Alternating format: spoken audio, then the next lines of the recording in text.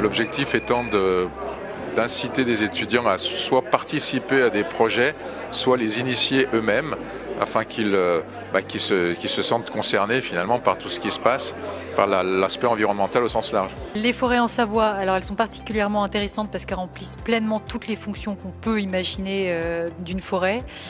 Mais elles souffrent de deux maux majeurs. Le morcellement, donc ça c'est pas nouveau, c'est dû aux héritages des familles en fait, où on coupait les forêts pour que chaque héritier ait son petit bout de forêt. Deuxième obstacle, c'est la crise sanitaire majeure que les forêts vivent aujourd'hui, qui est largement accentuée par le changement climatique. Le rôle du CNPF, c'est de regrouper les propriétaires ou les parcelles pour arriver à créer des unités de gestion qui soient compatibles avec la surface à mettre en gestion.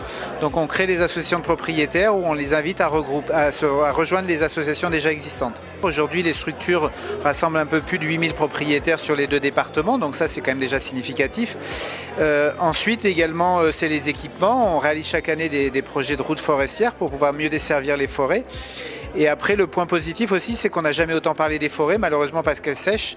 Mais voilà, c'est un sujet d'actualité. Parce que je pense qu'au bout d'un certain temps, on peut aboutir à pas mal de solutions pour tous les propriétaires de forêts, pour aussi sensibiliser par rapport à cette pierre angulaire de notre écologie. On aimerait créer un RSE plus présent au niveau de la sensibilisation pour les élèves, trouver une solution pour tout ce qui est fast fashion, c'est une cause qui nous tient à cœur. Du coup, on a commencé à lancer le vide dressing, c'est le tout premier.